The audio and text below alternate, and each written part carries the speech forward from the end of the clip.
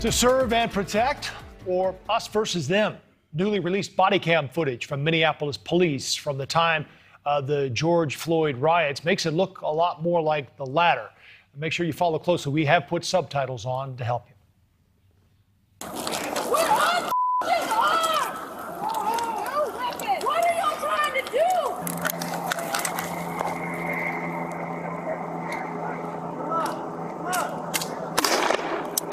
Gotcha!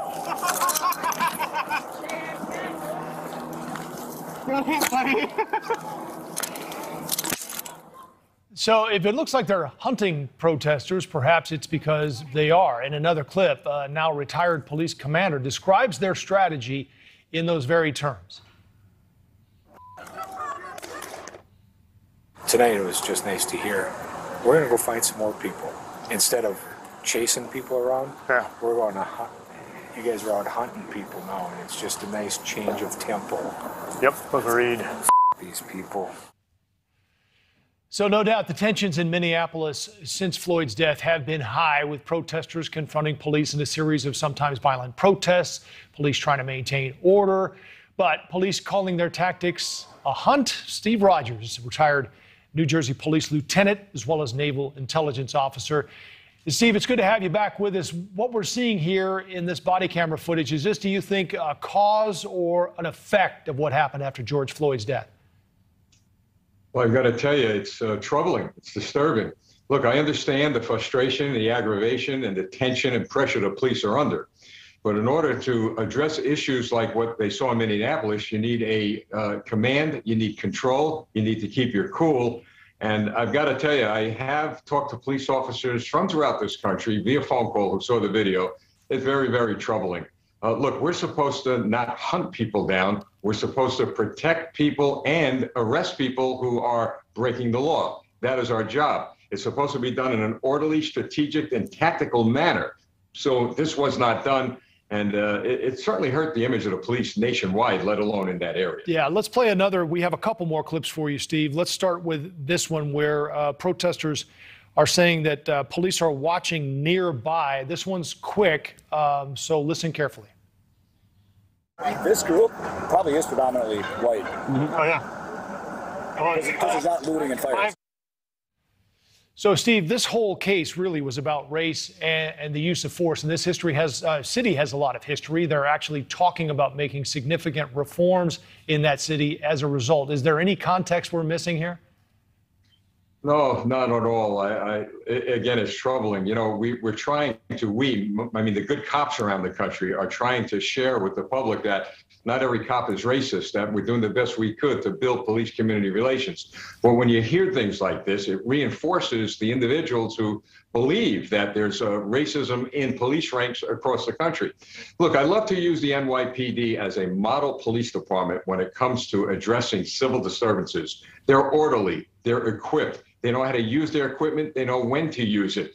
There is no brutality. Look, you're going to have pockets of guys getting out of control, but for the most part, NYPD is a very professionally run organization.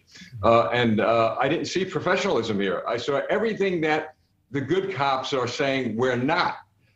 So it's going to have to begin with a lot of soul searching in the hearts of those cops that said these words, as well as training. It's all about training. It's about accountability of supervisors all the way up to the police chief. Right. I think we've all heard the line about how there are certain professions where you can't afford to have any bad apples, and that probably comes to mind when you hear the argument and debate in some of these. Let's play another for you, Steve. This is a clip that got a lot of play because it goes to how these protests often escalate, as we talked a minute ago. The tensions are certainly high. Let's listen. We'll flank them. We'll flank them. We just want to wait until we got resources to make the rest. I mean, I got no problem with that. I'd love to scatter them, but it's time to put 100 people in jail. Yeah. So, Steve, this, I think it stands out for a couple of reasons, too. These body cameras are rolling. It almost brings the question up of whether the officers are aware of it, or when you're in the heat of your job there and trying to, take care of what's happening and unfolding, are you not really paying attention to that? Well, let me say this to you. I've been in situations where the heat was coming down, like you say, the heat of the job. But when you have proper supervision and proper training, you're going to be focused on doing your job within the framework of the law. Yeah, things are going to be said like the locker room talk, as you say. This isn't locker room talk. This is really troubling. Hunting people down. We're going to shoot people. We're going to do things that are not within the realm of being a professional law enforcement officer. There are police officers who do lose control, and they need to be dealt with. But I just want to emphasize that what we hear these people say and what we see is not across the board. We got great cops across this country. We're just as troubled as anyone else. See, this is going to perhaps come out at an interesting time because next month, voters in Minneapolis are going to go to the polls and decide whether to fundamentally change the police department and basically break it down and start from scratch. Do you think you might see some of this footage in the campaigns to try to pass that? I'm sure we will, but I would ask the people of Minneapolis and around the country to think about all of the crimes that police officers have stopped, police officers around the country that have been killed in the line of duty. There are a lot more good cops than there are bad cops. So I would hope on balance people would take a real good look at that and don't defund your police, defend the police, but defend the good cops. We don't need any bad apples, as you say, in our police departments, but defend the good cops and give them the opportunity to interact with the people. And let's get back to community policing, because that's where the solution begins. Retired Police Lieutenant Stephen Rogers, it's great to have you with us tonight. Thanks for your insight.